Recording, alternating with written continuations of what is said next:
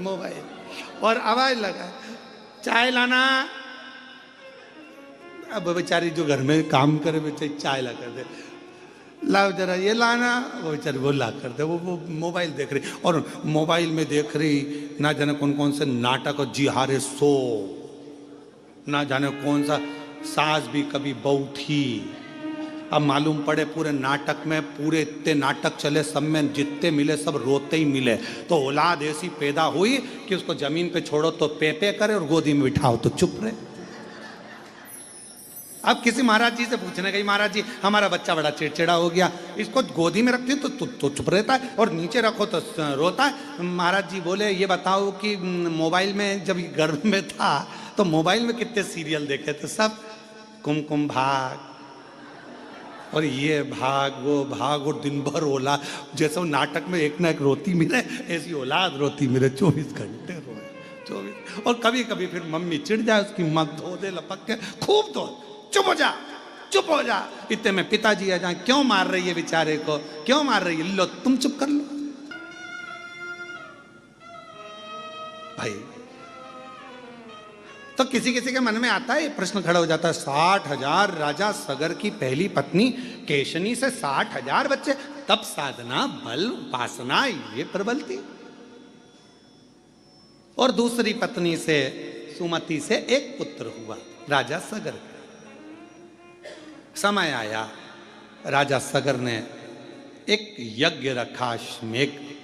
उस अश्वमेघ यज्ञ के घोड़े को इंद्र चुरा कर ले गए और उनको कपिल मुनि के आश्रम में बांध दिया।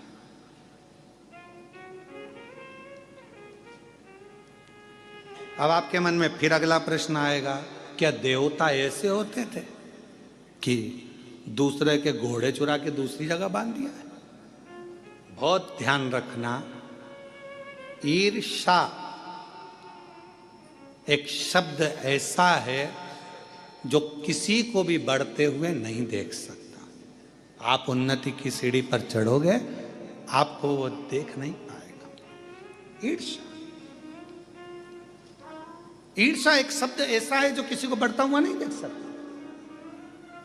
इसके पास गाड़ी कैसे आ गई, इसका बंगला कैसे बन गया, ये इतने ऊंचे पद पर कैसे पहुंच गया, इतनी अवधि कैसे हो गई, इतना प्रतिष्ठा कैसे हो गई, इतना नाम कैसे चल रहा है, इतना दौलत कैसे आ गया, इतना धन कैसे आ गया, इतना वैभव कैसे आ गया। ये ईर्ष्या व्यक्ति के भीतर पनपती रहती है, ईर्ष्या।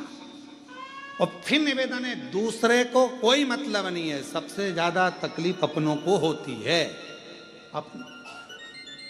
ये ईर्ष्या अपनों को तकलीफ देती। तो क्या करना चाहिए? लोग जलेंगे, ईर्ष्या करेंगे, तो क्या हम गाड़ी में नहीं घूमें?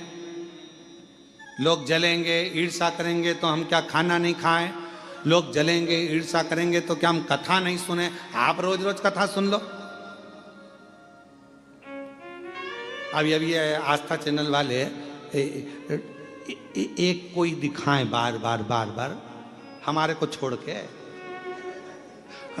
एक को दिखाए, और तुम घर पे जाके जब आस्था चैनल पर कथा सुनना चालू करो, और उसमें में बताओ इसी इसको दिखा रहा, मेरे को दिखाया नहीं, मैं तो बैठी थी, आगे बैठी, और मुझे दिखाया ही नहीं, तो भीतर ईर्ष्या आ जाए। ईर्ष्या बड़ी विचित्र, बड़ी विचित्र।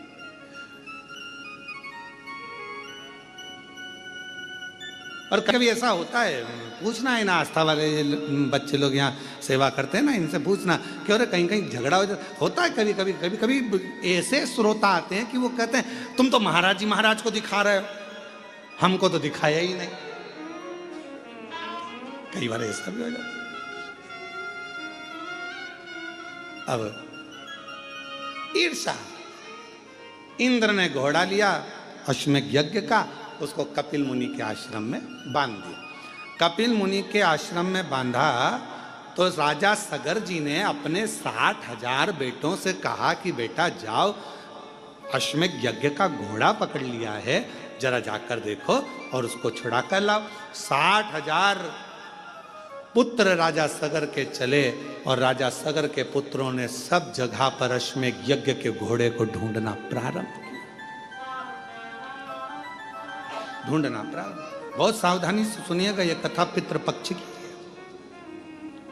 और शिव महापुराण की ये पितृपक्ष की ये कथा जीवन का आनंद देने वाली, बहुत सावधानी से सुनिए कि गाय के गोबर का कंडा पर, गोबरी पर घी गुड़ छोड़ने का लाभ क्या है, जरा ध्यान से सुनना इस कथा को, बड़ी विशेष कथा है और प्रत्येक व्यक्ति को पितृपक्ष में सुनना चाहिए इस कथा को। हम तो कहेंगे प्रत्येक व्यक्ति।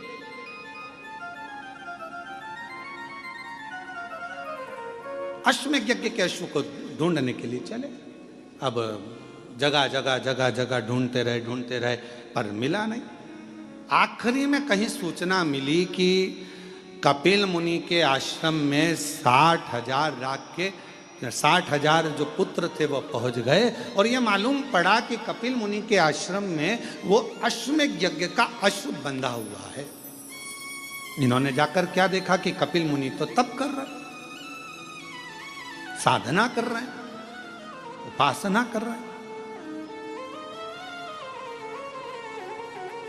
कई बार नारखेड़े जी ऑनलाइन कथा आती है ना, तो कई बार लोग सोचते हैं कि ऑनलाइन कथा चल रही है तो फोन लगाते हैं क्या हम महाराज जी से मिल सकते हैं, तो उनको कहना पड़ता है भैया महाराज जी श्योर नहीं है तो ऑनलाइन तो चल रही है, तो ऑनलाइन चल रही है, ऐसा जरूरी थोड़ी ना कि श्योर से ही होगी।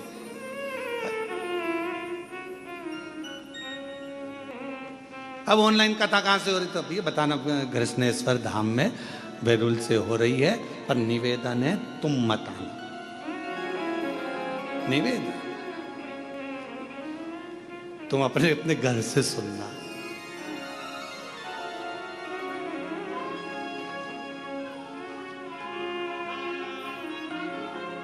हमें हमारी जिंदगी में कोई टेंशन नहीं है केवल तुम्हारे सिवाय।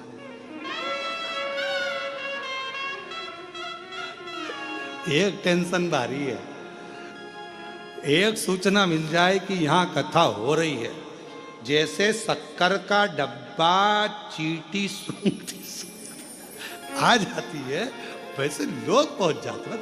एक टेंशन, और केवल ये सीवर वाले महाराज का टेंशन नहीं, पूरी प्रशासन का भी टेंशन यही रहता है। ये ध्यान क्यों ऐसा है, ऐसा क्यों है? उसका एक कारण है कि मेरे शंकर भगवान ने तुम्हारी झोली इतनी भर दी कि बाबा उसको खाली नहीं रखा।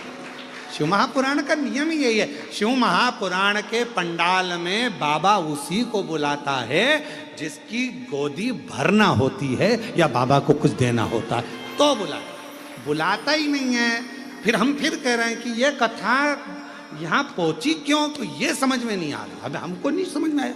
रात को हम भी विचार कर रहे थे कि ऐसा क्या है कि ये कथा कृष्णेश्वर पहुंच गई ऑनलाइन होती, मतलब कुछ ना कुछ तुम जितने बैठे हो ना, कुछ ना कुछ तुम्हें फैमिली गिफ्ट मिलने वाला है, कुछ ना कुछ वाला।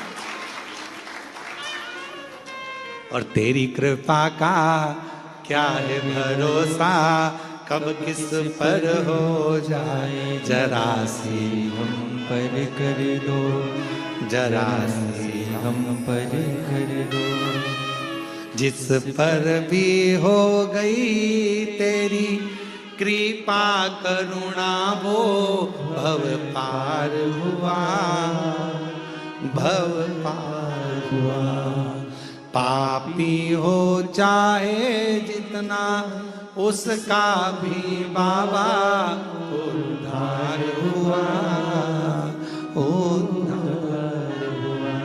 गिद्ध अजामिल गणिका जैसे तेरे मन को भाई, जरा सी हम पर कर दो, जरा सी हम पर कर दो। तेरी कृपा का क्या है भरोसा, कब किस पर हो जाए, जरा सी हम पर कर दो, जरा सी हम पर। इसकी कृपा का भरोसा नहीं है। ये जो आता है एक बार जो कथा के पंडाल में पहुंच जाता है वो वहां बैठकर नियम बना लेता है, बाबा 5 कथा सुनूंगी, मेरा भंडार भर देना। यहीं बैठकर 5 कथा का नियम लेती हूँ, 5 कथा। तो पंडाल में जो कथा श्रवण करने पहुंचता है उसको बाबा देता रहता है, इसलिए पंडाल भराता रहता है। खाली कोई नहीं गया। 3 महीने में बाबा ने फिर दे दिया भरकर उसको। इतनी कृपा कर दे। अब कथा कर रही है, राजा सगर के 60,000 पुत्र कपिल मुनि के आश्रम में पहुंच गए और कपिल मुनि के आश्रम में पहुंचकर उन्होंने देखा कि कपिल मुनि तो तप में लगे और घोड़ा पीछे बन रहा है, अश्व पीछे बन रहा है।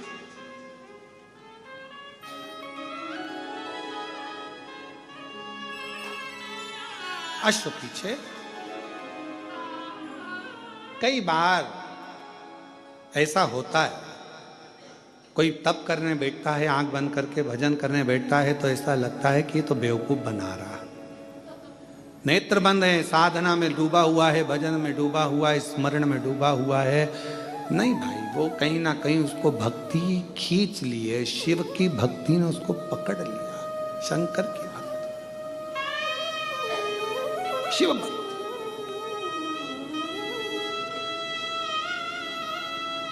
थोड़ा भजन हमारे जीवन में सुख दे सकता है, थोड़ा भजन। जरूरी नहीं कि कोई 4 घंटे बैठकर भजन करे तो हमें 4 घंटे बैठकर भजन करना है, कोई 8 घंटे भजन करे तो हमें 8 घंटे भजन करना है। एक बड़ा सुंदर चरित्र है, जापान में एक साबुन की फैक्ट्री खुली। साबुन की फैक्ट्री खुली तो उसमें उन्होंने साबुन बनाए तो साबुन बनाते बनाते कई साल निकल गए और सालों निकलने के बाद में साबुन की फैक्ट्री में से कोई एक साबुन ऐसा था जिसमें साबुन ही नहीं अंदर था और खोखा खोखा चले गया। मार्केट में वो खोखा बिक गया, ग्राहक ने खरीद लिया, खरीदा तो उसमें साबुन नहीं था, ग्राहक ने केस लगा दिया, हमने साबुन खरीदा और इसमें साबुन नहीं निकला। केस लगा तो 60 लाख रुपए उसको जुर्माने के देना पड़े साबुन फैक्ट्री वाले। कितने रुपए दिए हैं? 60 लाख। 60 लाख रुपए जब जुर्माने के दिए उसको साबुन फैक्ट्री वाले को, 6 लाख रुपए जब जुर्माने के दिए साबुन फैक्ट्री वाले ने उस साबुन वाले को, तो साबुन फैक्ट्री के मालिक को लगा कि ऐसे तो अपने को दिवाला लग जाएगा, एक आध भी साबुन गड़बड़ हुआ तो हर बार केस लगेगा, करें क्या। तो इतने में उसने सोचा कि एक काम करता हूँ, एक एक्सरे मशीन लेके आता हूँ, साबुन का एक्सरे करेगी। कोई ऐसी मशीन लाऊं जिससे वो एक्सरे में मालूम पड़ जाए कि साबुन भरा है कि खाली है। उसने एक्सरे मशीन बुलवाई। 3,82,00,000 रुपए की एक्सरे मशीन उस समय पर जापान में उन्होंने लगाई। अब वो एक्सरे मशीन से साबुन देखे जाते और फिर निकाले जाते। अब यही कि यही उत्तर प्रदेश में हो गया, एक साबुन फैक्ट्री में उनका भी साबुन खाली निकल गया। साबुन खाली निकला तो साबुन फैक्ट्री के मालिक ने विचार कर अब क्या करें। पति रात को सो नहीं पा रहा था, नींद नहीं आ रही थी। इतने में पत्नी बड़ी समझदार थी, पत्नी ने पूछा क्या हुआ, कि एक साबुन खाली निकल गया और केस लगाए। अब साबुन खाली ना निकले उसके लिए जापान में तो एक्सरे मशीन लगाई थी, 3 करोड़ से ऊपर की आई थी। अब मैं उत्तर प्रदेश का रहने वाला, मैं क्या लगाऊं। पत्नी बोली फालतू की बात मत करो, एक अच्छा सा पंखा खरीद लो और साबुन जहां से निकल कर जाता है वहां लगा दो, खाली होगा तो उड़ जाएगा।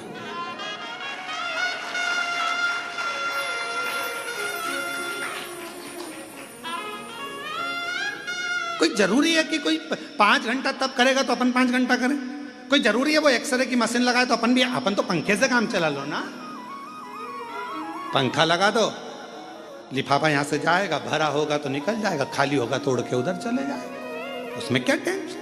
अब कोई कहे कि वो 5 घंटे भजन करता है तो मुझे 5 घंटा करना पड़ेगा, वो 7 घंटे भजन करे तो मुझे 7 घंटा करना पड़ेगा, वो 10 घंटा भजन करे तो ना बाबा, हम भोलेनाथ के, भोलेनाथ हमारे, और हम जितना भजन करें वो दिल से भले एक बार जपो और श्री शिवाय नमस्तुभ्यं, श्री शिवाय नमस्तुभ्यं, श्री शिवाय नमस्तुभ्यं, श्री शिवाय नमस्तुभ्यं, श्री शिवाय नमस्तुभ्यं, श्री शिवाय नमस्तुभ्यं। एक बार जपो। पर भाव जरूरी नहीं है कि अपन वो 3 करोड़ खर्च करे तो अपन 3 करोड़ करो, वो 5 करोड़ खर्च करे तो अपन 5 करोड़ करो, जरूरी नहीं है। देखा देखी में काम बिगड़ जाता है। एक बार एक एग्जाम में लिखने को आ गया, बच्चे एक के पीछे एक बैठे थे, लिखने को आया कि दिल्ली की सबसे बड़ी मीनार का नाम लिखो। आगे वाले ने लिख दिया दिल्ली में कुतुब मीनार है, पीछे वाले ने आगे वाले का देखकर लिख दिया दिल्ली में कुतिया बीमार है। काम बिगड़ गया। देखा देखी में काम बिगड़ जाता है। देखा देखी मत करो। वो 8 घंटा वजन करे तो हम 8 घंटा करें, वो 5 घंटा वजन करे तो हम ना ना ना, हम तो बाबा के भरोसे चलते हैं, हम तो बाबा के भरोसे चलते हैं। ये दुनिया वाले चलते हैं, ये दुनिया वाले चलते हैं। हम तो बाबा के भरोसे चलते तो हैं। जरूरी नहीं कि कोई 5 घंटा भजन करे अपन 5 घंटा करो, कोई 7 घंटा भजन करे तो अपन 7 घंटा करो, अपने से जितना कपिल मुनि बैठे थे, तप कर रहे थे, साधना कर रहे थे। और कपिल मुनि तब साधना कर रहे हैं और 60,000 पुत्रों ने जाकर देखा कि ये तो आंख बंद करके बैठा हुआ है। घोड़ा हमारा चुरा के लाया, अश्व हमारा लाया और तप करने बैठा। तो लगा ये तो ढोंग कर रहा, पर घोड़ा उसने नहीं चुराया। कई बार जरूरी नहीं कि जो हमने देखा है वही सत्य हो, उसके पीछे कोई क्रम भी हो सकता है।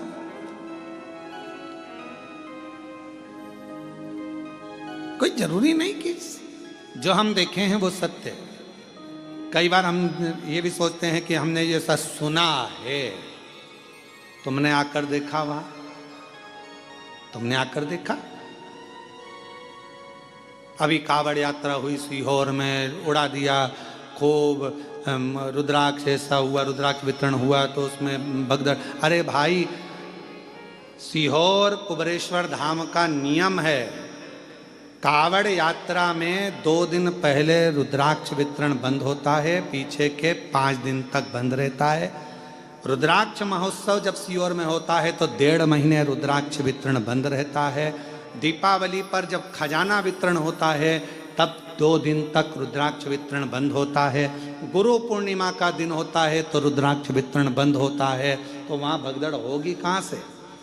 अब वो तो कोई बीमार है, कोई तकलीफ में है, कोई कष्ट में है, किसी को दमा हो गया, श्वास चली गई, किसी को अटैक आ गया, ऐसे किसी के प्राण छूट जाए तो लोगों को बदनाम कुबेरेश्वर धाम को करना।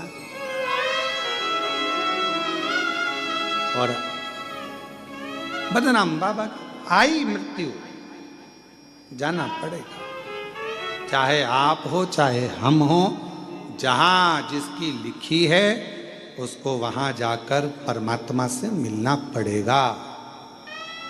और अंत समय प्रभु आना पड़ेगा, वचन दिया तो निभाना पड़ेगा। आए नाई प्रभु कुटुंब कबीला, अंत समय प्रभु आना पड़ेगा। वचन दिया तो निभाना पड़ेगा। अंत समय प्रभु आना पड़ेगा। जो दिया अंत समय तो जहां आया वहां जाना ही है, कोई रोक नहीं सकता, कोई नहीं रोकेगा।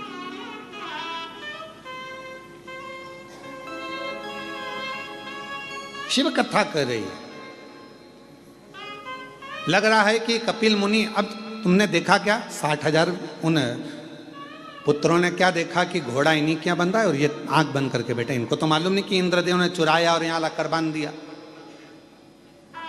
इनको तो ये मालूम ही नहीं है। इन्होंने तो जो देखा उसी को सत्य मान लिया। आपने जो अखबार में पढ़ा उसको लोग सत्य मान लेते हैं, जो सोशल मीडिया पे देखा उसको सत्य मान लेते, पर उसको समझो तो, जाओ तो, देखो तो कि सत्य क्या है। आज का जमाने में सत्य को तो बहुत नीचे दबा दिया जाता है और असत्य को प्रकट कर दिया जाता है। आज के जमाने में सत्य को कौन दिखा रहा है?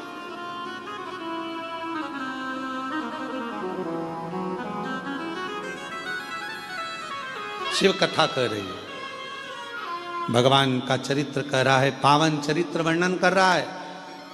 देखा कि आश्रम बंधा हुआ है कपिल मुनि के आश्रम में, बड़ा आश्चर्य हुआ। एक संत आंखें बंद कर कर बैठा है, तप कर रहा है, साधना कर रहा है, और बताओ उसने वो घोड़ा बांध रखा है, वो भी चोरी कर कर। गुस्सा आ गया 60,000 उन पुत्रों को, और उन्होंने तुरंत कपिल मुनि को अपशब्द कहना प्रारंभ कर दिया। हार हार महादेव, अपशब्द कहना प्रारंभ करा। जैसे ही कपिल मुनि को अपशब्द कहना प्रारंभ करा तो कपिल मुनि के नेत्र खुल गए। तुम चोर हो, तुमने हमारा अश्व चुराया है। अश्वमेध यज्ञ का मुनि के नेत्र की ज्वाला भड़क पड़ी, और तप में कोई डूबा हुआ होता है, साधना में कोई डूबा हुआ होता है, भक्ति में कोई डूबा हुआ होता है, उसकी नेत्र की ज्योति में तेज उत्पन्न हो जाता है, एक तेज।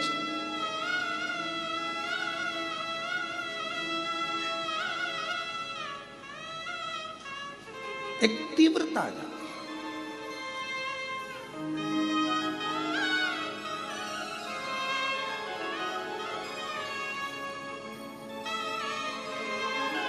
हम क्यों कहते हैं कि हम भगवान को देखें, भगवान हमें ना देखे? अपने नेत्रों से परमात्मा हमको ना देखे, भीतर के नेत्र से परमात्मा हमको देखे। शिव जी ने अपने नेत्र से कामदेव को देख लिया था, जलकर भस्म हो गया था। भगवान ने तृणावत को देख लिया था, तृणावत जलकर भस्म हो गया था। हम परमात्मा को देखें, परमात्मा हमको तो केवल भीतर के नेत्रों से, हम भगवान को याद करें। ये जरूरी है कि हम परमात्मा को याद करें, पर भगवान से कहना तुम हमको याद मत कर लेना। जिस दिन उसने तुम्हें याद कर लिया तुम यहां नहीं दिखोगे, सीधे भगवान से कहना हम तुम्हें याद करें पर तुम हमें याद मत करना। याद उसको करा जाता है जो दूर चले जाता है। मेरे शिव, आप तो अपने हृदय में हमको बिठा कर रखना, हमें याद मत करना। हम तेरे पुत्र हैं, हम तेरी संतान हैं, हम तेरी औलाद हैं। अपने हृदय में, अपने दिल में। आज हम कृष्णेश्वर बाबा के दर्शन करने गए, और जब कृष्णेश्वर बाबा के दर्शन करने के लिए कृष्णेश्वर बाबा के मंदिर में पहुंचे हैं तो बाबा से जाकर हमने एक ही बात कही, हाथ जोड़कर उनसे स्पर्श करते हुए कहा, बाबा बड़ी करुणा करी आपने। ये कथा आपकी गोद में हो रही है, बेरुल में हो रही है। कृष्णेश्वर बाबा, इस कथा को मैं किसी को सुनाने नहीं आया हूँ, केवल आपको सुनाने आया हूँ। मेरे बाबा, आप इस कथा को श्रवण करने जरूर आना, जरूर।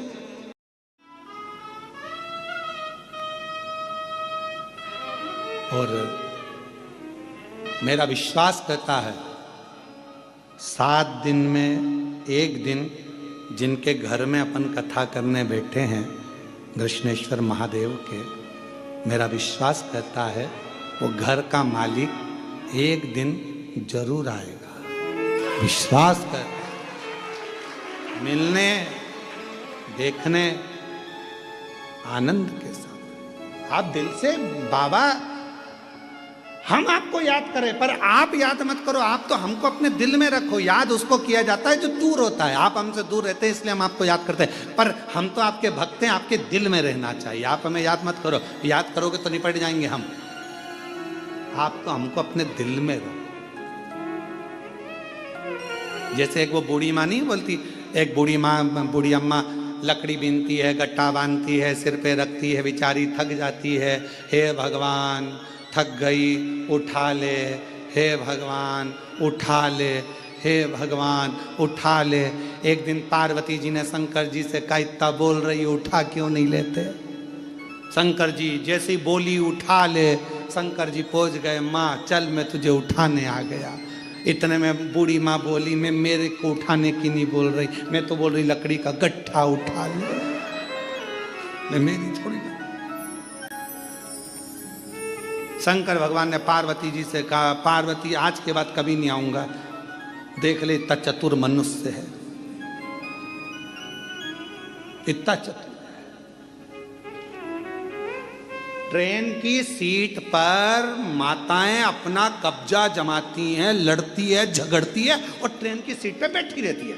और जब उसके 4-5 बैग होते हैं ना, तो उनको उतारने का जब समय आता है ना, तो जिससे झगड़ा हो रहा था ना उसको, भैया प्लीज हेल्प करोगे, थोड़ी सी हेल्प कर दो भैया, इनको बैग को वहां तक दे दोगे। अब भैया बैग को लेके दरवाजा तक पहुंचा, उसके बाद भी भैया, वो तो छोटा सा हैंड बैग टांग के खड़ी, सिर्फ भैया प्लीज नीचे भी रख दो ना।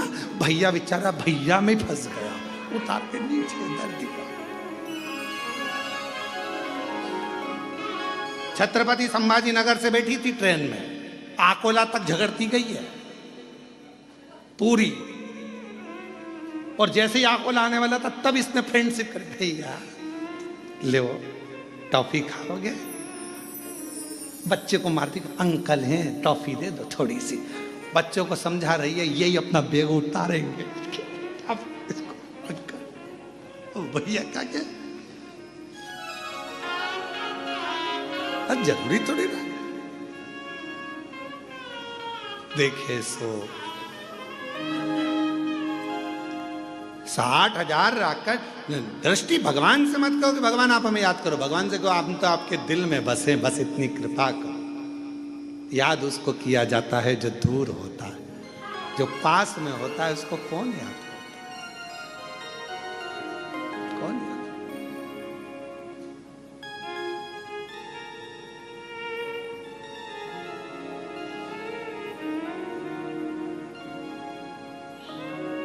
अब क्रोध आया कपिल मुनि को, 60,000 राख के ढेर बन गए, ढेर। जब 60,000 राख के ढेर बने, सब जलकर भस्म हो गए।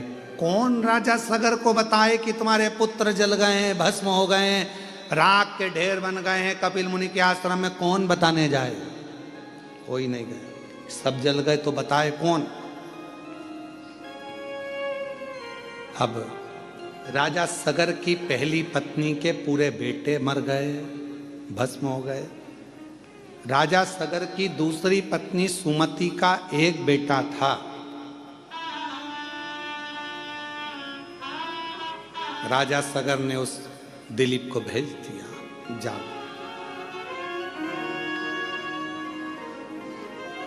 तुम्हारे भाई भी लौट कर नहीं आए, ना जाने कहाँ चले गए, जाकर पता करो। अश्वमेध यज्ञ का अश्व कहाँ है? तुम्हारे भाई ढूंढने गए हैं, देखो जाकर। कथा का मूल बिंदु समझना, घी और गुड़ का, धूप का मतलब क्या होता है, उसका कितना फल होता है, समझ। ढूंढ रहे हैं, राजा सगर के पुत्र दिलीप ढूंढ रहे हैं, पर ना 60,000 भाई मिल रहे हैं, ना अश्वमेध यज्ञ का अश्व मिल रहा, नहीं मिल रहा। तब आखिरी में ढूंढते ढूंढते वशिष्ठ ऋषि के पास राजा दिलीप पहुंच गए, हाथ जोड़कर प्रार्थना करी, गुरुवर ढूंढते ढूंढते मैं थक गया, ना अश्व मिला, ना मेरे 60,000 भाई मिले, कृपा करिए। ना मेरे भाई मिल रहे हैं 60,000, ना अश्वमेध यज्ञ का अश्व मिल रहा है, आप करुणा करें, आप कृपा करें, आप दया करें, कुछ तो करिए बाबा, कृपा करिए बाबा। वशिष्ठ बाबा ने नंदनी गाय को बुलाया।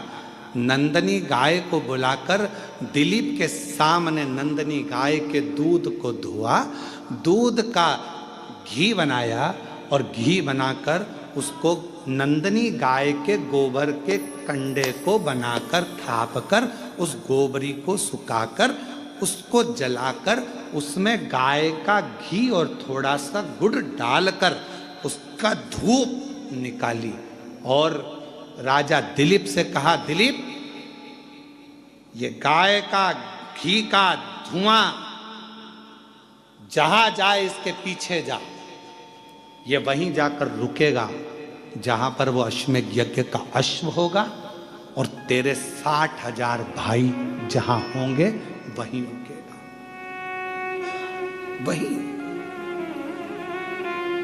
कई लोग कहते पितृपक्ष में घी गुड़ घी शक्कर गोबरी पर कंडे पर जलाकर क्यों छोड़ना, क्यों?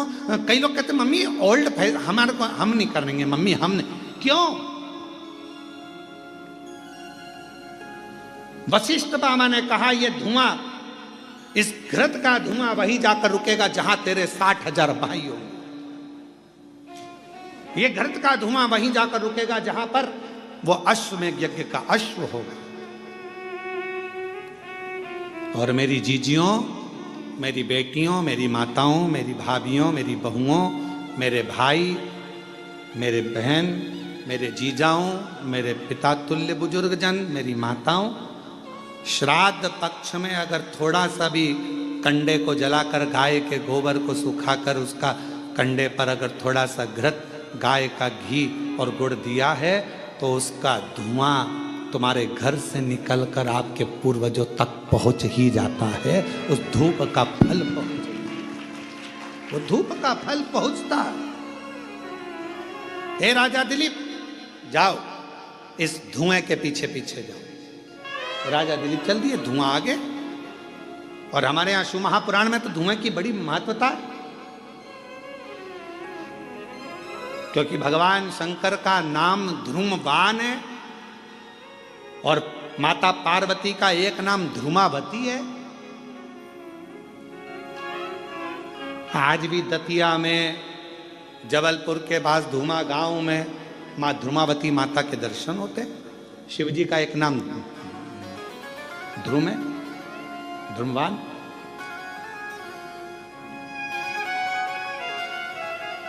शिव जी की आराधना में, शंकर भगवान की पूजन में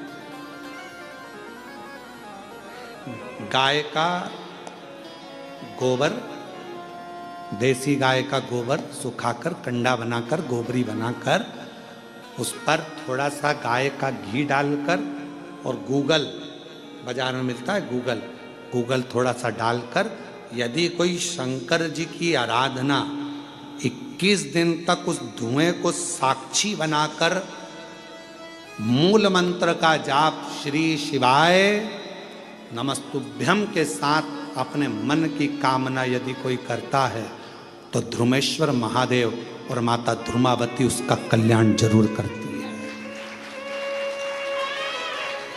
और मेरे माताओं से निवेदन है, जिन माताओं की संतान नहीं होती, गर्भपात हो जाता है, गर्भस्थ बच्चा 2-3 महीना रहने के बाद गिर जाता है, 4 महीना के बाद बच्चा गिर जाता है, बच्चा नहीं रह पाता है, 3 महीना, 2 महीना, 15 दिन, 1 महीना लगा कि अब की बार गर्भ ठहर गया है और मालूम पड़ा बच्चा फिर नहीं रहा, तो जिसके गर्भस्थ तकलीफ रहती है, गर्भ में गांठ हो गई, बच्चेदानी में गठान हो गई, या चेस्ट में गांठ हो गई, या गर्भस्थ कोई तकलीफ हो गई, तो हम निवेदन करेंगे कि आप प्रयास करो,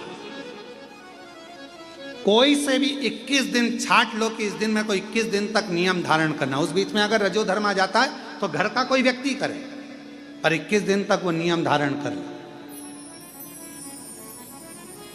देसी गाय का गोबर का कंडा, गोबरी सूखी हुई, उसको छोटा सा टुकड़ा जला लो, जलाकर उसको एक छोटे से दिया पात्र जो भी हो उस पात्र में रखकर देसी गाय का घी थोड़ा डालकर, गूगल डालकर उस धुएं की लो में एक ज्योति को प्रकट कर कर, अर्थात एक दीपक उसके सामने प्रकट कर कर, और श्री शिवाय नमस्तुभ्यम का जाप कर कर, पंचाक्षर मंत्र नमः शिवाय, षडाक्षर मंत्र ओम नमः शिवाय, या मूल मंत्र अपने गुरु का कोई स्मरण कर कर जब आप उस ध्रुमेश्वर महादेव के सामने ध्रुमावती की साक्षी में कुछ मांगोगे तो वो पूर्ण जरूर करता है, पूर्ण जरूर।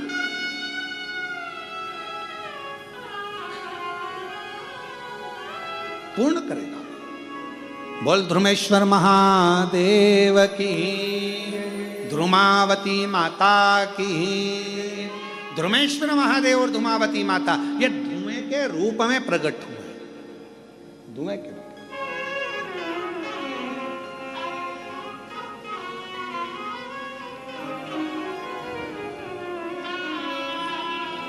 कुबरेश्वर धाम कौन कौन गए? जरा हाथ उठाओ जरा, सब लोग गए हो? संध्या की आरती के दर्शन किए हैं आप लोगों ने? संध्या की आरती के अगर दर्शन करे हों तो वहां पर पहले गूगल की धुनी दी जाती है।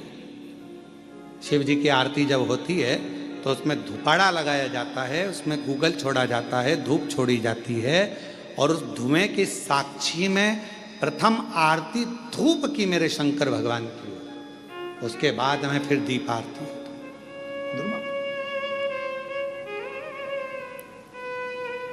और कहीं कहीं आरती में आपने दर्शन करा होगा कि धूप की आरती के बाद धूपाड़े को रख दिया जाता है, उसके बाद दीप आरती होती है। पर हमारे कुबरेश्वर धाम में धूप और दीप दोनों आरती साथ में होती है। ध्रुपेश्वर महादेव, धुमेश्वर महादेव की भी, मतलब अर्थात धूप से आरती, और दूसरा ज्योति में ज्योतिर्लिंग होता है इसलिए ज्योति की आरती, ये दोनों एक साथ उतरती है, दोनों साथ चलती है। पर शुरुआत ध्रुमेश्वर से हो जाती है। और शंभु शरणे पड़ी मांगू घड़ी रे, दुख काटो दया करी ने दर्शन आपो। शंभु शरणे पड़ी मांगू घड़ी रे, दुख काटो दया करी दर्शन आपो। जो जैसी भावना लाया वो वैसा ही फल पाया, नहीं खाई उसे लौटाया, वो मन ही मन हर्षाया, और कर दिया माला माल काशी वाले ने, लुटा दिया भंडार काशी वाले ने, कर दिया माला माल काशी वाले ने, लुटा दिया भंडार काशी वाले ने, ओ लुटा दिया भंडार काशी वाले ने, लुटा दिया भंडार काशी वाले ने, ओ लुटा दिया भंडार काशी वाले ने, लुटा दिया भंडार सब काशी गाइए। वाले ने, ओ कर दिया माला माल काशी वाले ने, लुटा दिया भंडार काशी वाले ने, ओ कर दिया माला माल काशी वाले ने, लुटा दिया भंडार काशी वाले ने।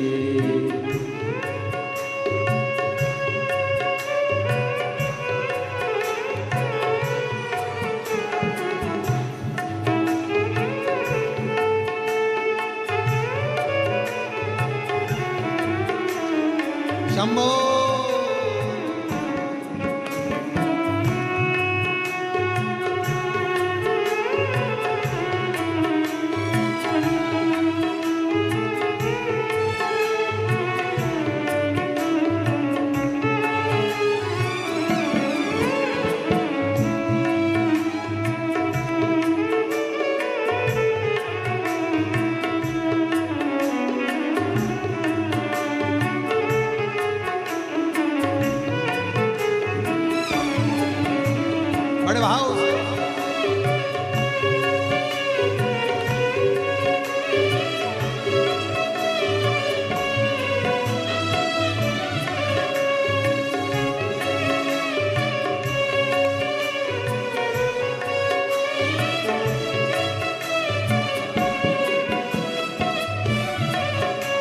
जो जैसे भावना लाया वो वैसा ही फल पाया। जो जैसे भावना लाया वो वैसा ही फल पाया। नहीं खाली उसे लौटाया वो मन ही मन हर्षाया। नहीं खाली उसे लौटाया वो मन ही मन हर्षाया। और कर दिया उसे निहाल काशी वाले ने। कर दिया माला माल काशी वाले ने। कर दिया उसे निहाल काशी वाले ने। कर दिया माला माल काशी वाले ने। कर दिया माला माल काशी वाले ने। कर दिया माला माल काशी वाले ने। ओ कर दिया माला माल काशी वाले ने। कर दिया माला माल काशी वाले ने। अरे लुटा दिया भंडार काशी वाले ने। कर दिया माला माल काशी वाले ने। ओ लुटा दिया भंडार काशी वाले ने। कर दिया माला माल काशी वाले ने।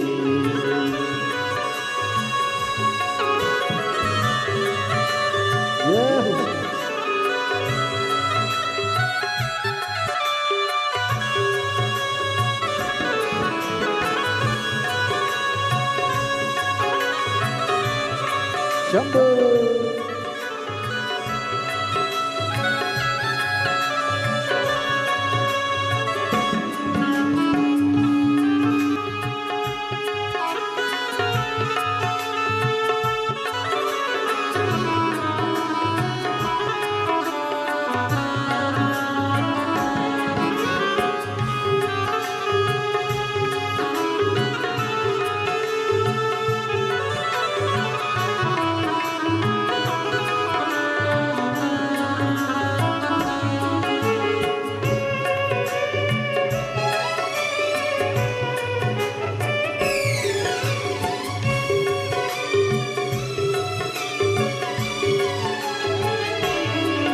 जो लगन लगाया सच्ची है उसकी नाव न अटकी। जो लगन लगाया सच्ची है उसकी नाव न डूबी। जो लगन लगाया सच्ची है उसकी नाव न अटकी। जो लगन लगाया सच्ची है उसकी नाव न अटकी। बेड़ों को पार लगाया नहीं देर करी पल भर की। बेड़ों को पार लगाया नहीं देर करी पल भर की। हो मिटा दिया जंजाल काशी वाले ने। कर दिया माला माल काशी वाले ने। मिटा दिया जंजाल काशी वाले ने। कर दिया माला माल काशी वाले ने। ओ कर दिया माला माल काशी वाले ने। कर दिया माला माल काशी वाले ने। ओ कर दिया माला माल काशी वाले ने। कर दिया माला माल काशी वाले ने। अरे लुटा दिया भंडार काशी वाले ने। कर दिया माला माल काशी वाले ने। ओ लुटा दिया भंडार काशी वाले ने। कर दिया माला माल काशी वाले ने। ओ लुटा दिया भंडार काशी वाले ने। कर दिया माला माल काशी वाले ने। लुटा दिया भंडार काशी वाले ने। कर दिया माला माल काशी वाले ने। लुटा दिया भंडार काशी वाले ने। कर दिया माला माल काशी वाले ने। अपने स्थान पर बैठकर भगवान देव महादेव को अपने मन का भाव बड़े आनंद के साथ प्रार्थना करिए, विनय करिए, निवेदन करिए और भाव से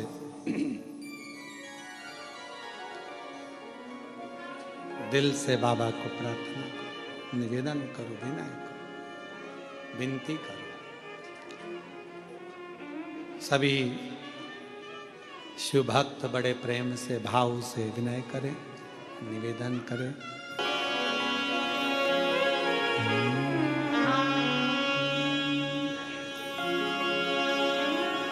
श्री शिवाय नमस्तु, श्री शिवाय नमस्तु, श्री शिवाय नमस्तु,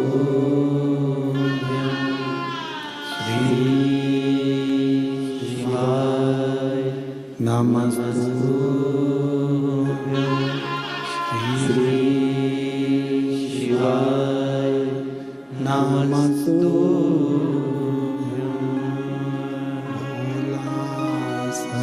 दुख काटो ओ भोला, सब दुख काटो शिव शंकर जपो तेरी माला, भोले बाबा जपो तेरी माला, सब दुख काटो मारा ओ भोला, सब दुख काटो मारा। शिव मंगल मंगलकारी, शिव मंगल मंगलकारी, समझाने वासी हमारा, समझाने वासी हमारा ओ भोला, सब दुख काटो मारा ओ भोला, सब दुख काटो मारा।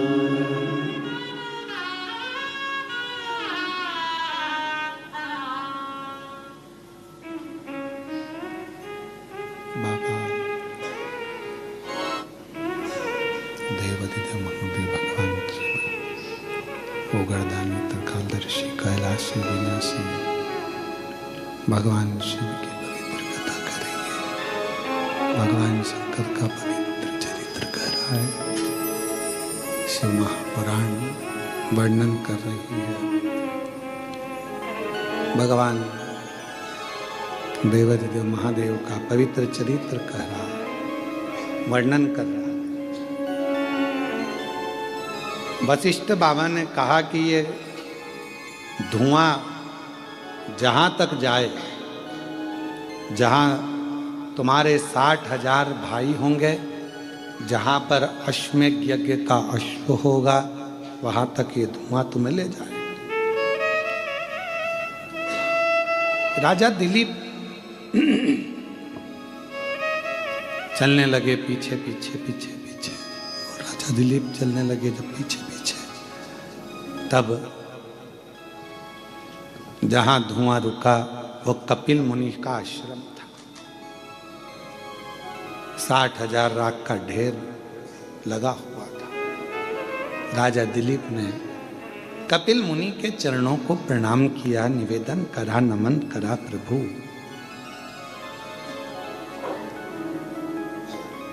ये राख के ढेर कौन है?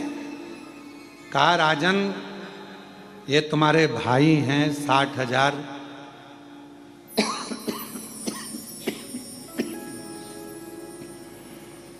ये यहाँ अश्वमेध यज्ञ के अश्व को ढूंढने के लिए आए थे और मुझ पर चोरी का इल्जाम लगा रहे थे।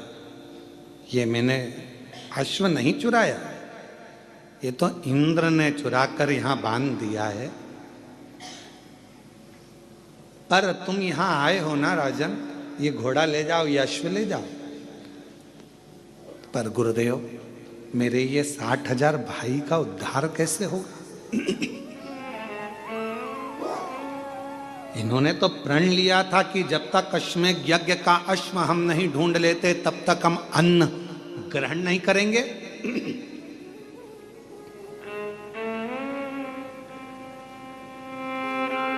ढूंढते ढूंढते इन्होंने यहां पर आए और इनके प्राण चले गए तो भूखे भी थे, प्यासे भी थे, कुछ भाग नहीं लिया। इनकी तृप्ति कैसे होगी? मुक्ति कैसे होगी?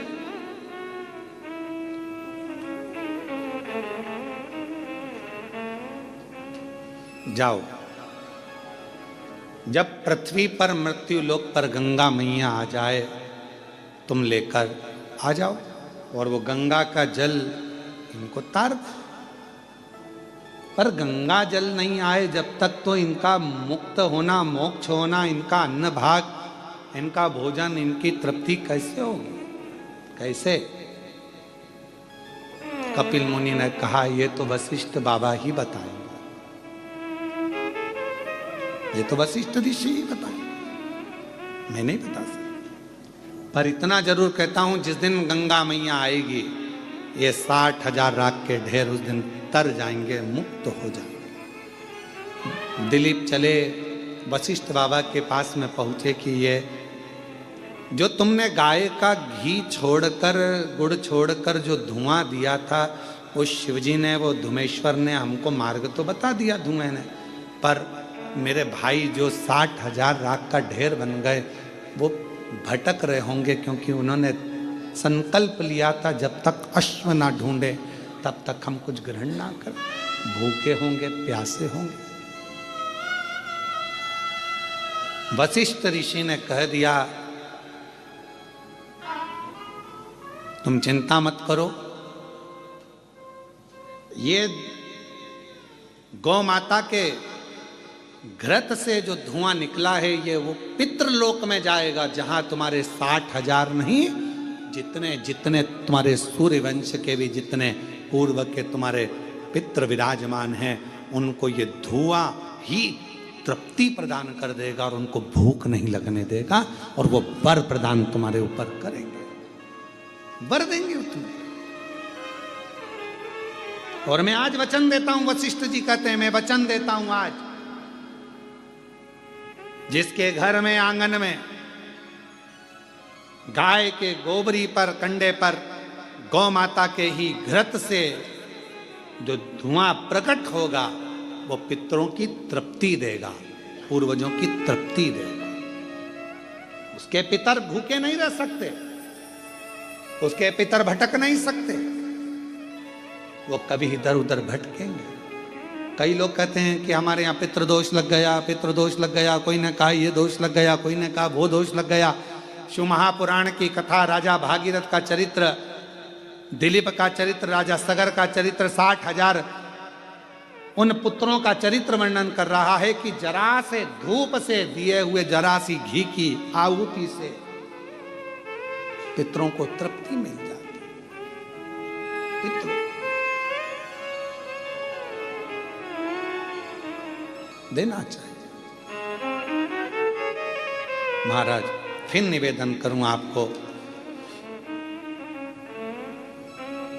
अन्न कितने रात्रि रहता है शरीर में? 5 रात्रि। दूध कितनी रात्रि रहता है? 7 रात्रि शरीर में रहता है। दही कितनी रात्रि शरीर में रहता है? 20 रात्रि दही हमारे शरीर में रहता है। और गौ माता का घी यदि हमारे शरीर में थोड़ा भी पहुंच जाता है तो वो 1 महीने तक निवास करता है। उसी तरह गाय का घी जब गोबरी में छोड़ा जाता है, कंडे में छोड़ा जाता है, अग्नि में छोड़ा जाता है, तो वो वायुमंडल में 1000 वर्ष तक निवास करता है। और वो घृत हमारे जीवन को आनंदित, क्यों यज्ञ क्यों होते हैं? ये यज्ञ क्यों कहते हैं गाय के घी से यज्ञ करो, आहुतियां दो, हवन करो? क्यों कहते? पुण्य, आनंद देता, कथा कर रही है, आगे चरित्र आया और उस चरित्र में वर्णन किया गया महाराज। सुंदर देवराज नामक का एक सुंदर आनंदमय भाव ब्राह्मण का वर्णित किया। चोरी का धन लेकर गया और वो चोरी के धन को लेकर जा रहा था। परिवार में सुख था, सब कुछ अच्छा था, कोई कमी उस देवराज ब्राह्मण के घर में कोई कमी नहीं थी। बस उसकी बुद्धि फिर गई और एक स्त्री का संग पकड़ लिया उसने।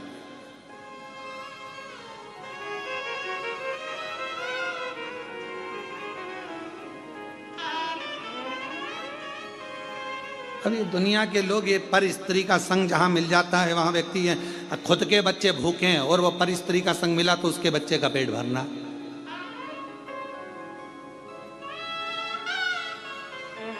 खुद की पत्नी आंख से आंसू ढलका रही, उसकी चिंता नहीं, वो क्यों रोदी बिचारी बिचारी पर स्त्री का।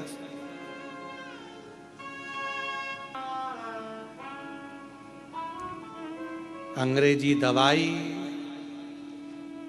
इन्फेक्शन कर जाती है,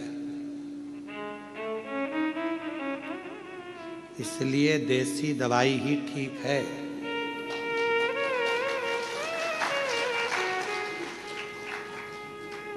और समझदारों को इशारा ही काफी है दवाई से। इशारा ही काफी है। ध्यान रखो, जैसी जगदम्बा अपने को मिली है वो अच्छी है, दूसरे के नहीं चाहिए। दूसरे का धन और दूसरे घर की नारी पर स्त्री पर धन एक दिन हमारी विनाश का कारण बन जाता। लंकापति रावण का चरित्र कह रहा। पर स्त्री को स्पर्श, पर स्त्री का लाना, पर स्त्री को अपने लंका में लेकर आना और पूरी लंका का भस्म हो जाना, जल जाना, ये उसी का प्रमाण है। पर नारी पर धन दुख देता, श्रेष्ठता नहीं देखा। देवराज क्या क्या कमी थी? परिवार अच्छा चल रहा था, भोजन अच्छा चल रहा था, घर अच्छा चल रहा था, कुटुंब अच्छा चल रहा था, पर एक स्त्री का संग पकड़ लिया। वो स्त्री ने कह दिया मुझे राजा की रानी जो हार पहनती है वो हार मुझे ला कर दो। उस स्त्री के कहने, पत्नी इतनी दिन से कह रही थी कि गिलकी ला दो, कद्दू ला दो, आलू ला दो, टमाटर ला दो, नहीं लाए, और वो चला वो रानी के गले का हार लेने पहुंच गया।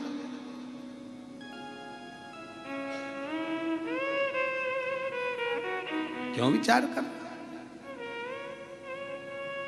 दुख बन गया। गया रानी का हार चुराया, लेकर आ रहा था, शरीर में ताप पड़ गया। पीछे राजा के दूत पड़े हुए थे, सैनिक पड़े हुए थे। चोरी का धन लेकर शंकर जी के मंदिर में पहुंच गए। शरीर में ताप पड़ रही थी, बुखार आ रहा था, शरीर में कष्ट पड़ रहा था।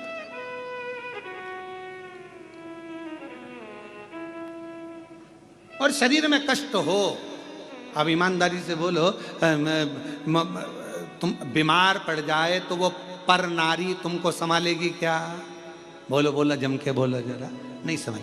अगर बीमार पड़ गए, पांव टूट गया, हाथ पैर टूट गए, कोई बीमारी आ गई, कष्ट आ गया, वो पर नारी को तुम्हारी बीमारी से मतलब नहीं। एक दिन पूछने नहीं आएगी कैसे हो, उसको तो तुम्हारे 1000 और 500 से मतलब था, तो वो पूछने नहीं आएगी। पर घर में जिसको तुमने 10 रुपए भी नहीं दिए, एक साड़ी नहीं दिलाई, तुम्हारे बीमार होने पर, तुम्हारे तकलीफ में होने पर वो नारी तुम्हारे लिए इंतजार करना, तुम्हारे लिए बाट जोना, तुम्हारे लिए भोजन बनाना, तुम्हारे लिए दवाई लाना, तुम्हारे लिए तकलीफ कितना कितना चाहिए। क्यों? शिव महापुराण की कथा कहती है, ध्यान रखो,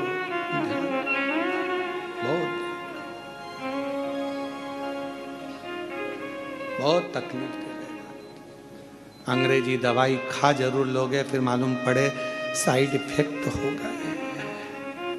तो क्या क्या हो गया? किडनी खराब हो गई, लीवर गड़बड़ हो गया, शरीर डैमेज हो गया। पुराने तुमने खूब दवाइयाँ खाई, इससे तो देसी दवाई खा लेती तो थोड़ा साइड इफेक्ट नहीं होता। इसलिए निवेदन है कि इन अंग्रेजी दवाइयों से बचो, ये नुकसान दे जाएगी। पर धन पर स्त्री तकलीफ दे जाएगी। बच्ची शरीर में ताप पड़ा, कथा कानों में पड़ गई एक क्षण की, महाराज जी बोले हर हर महादेव। जैसे ही बोले, बोलते से इनका ध्यान चले गया। इसको लगा मेरे सिर में दर्द है, ऊपर से महाराज और चिल्ला रहे हैं। कभी कभी लोगों के ध्यान में नहीं रह पाता। एक महाराज जी प्रवचन दे रहे थे, एक माता जी आगे आगे बैठी थी, खूब रो रही थी।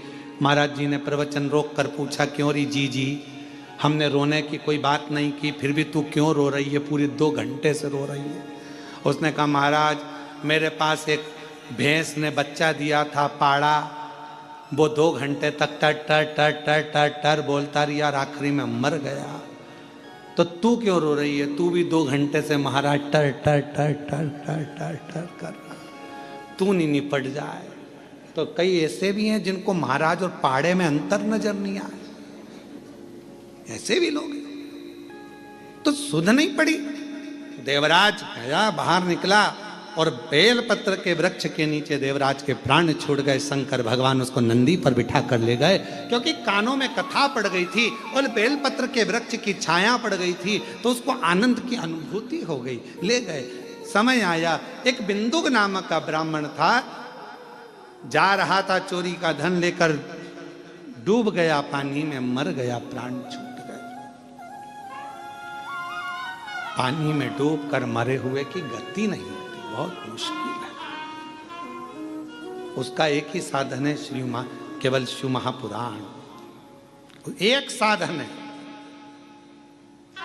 कभी जिंदगी में आपके आसपास के क्षेत्र में कभी मौका मिल जाए, पंडाल में कथा श्रवण करने को मिल जाए, आगे बढ़कर जाना और कथा में बैठ जाना। उस जीव की गति, कोई अधोगति में मर गया, कुंवारी अवस्था में मर गया, अचानक चले गया, उसकी एक गति एक ही सुधार सकती है, वो शिव महापुराण की कथा।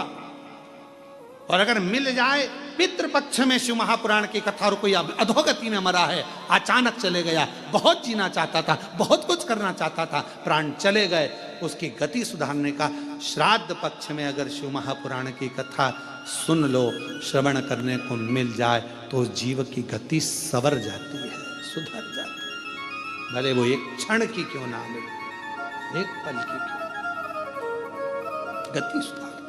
बिंदुक मर गया, प्रेत योनि में पड़ गया। चंचुला देवी काशी भ्रमण को गई, वहां जाकर उसका चित्त रमा और कथा सुनने का भाव प्रकट हुआ। चंचुला के प्राण छूटे, भगवान शिव के धाम और पार्वती जी की सहेली बन गई। तुमरुका जी ने कथा कही, ईसर और गोरा जी कथा श्रवण कर रहे हैं, शिव पार्वती जी, ईसर गोरा जी आ रहे हैं। जोरदार ताली बजाकर ईसर गोरा जी के लिए साधुता कहेंगे, जोरदार ताली बजाकर ईसर गोरा जी पधार रहे हैं, भाव से, आनंद से ईसर जी और गोरा जी आ रहे हैं। जोरदार ताली बजाकर स्वागत करिए भगवान ईसर जी और गोरा जी को। बोल विश्वनाथ भगवान की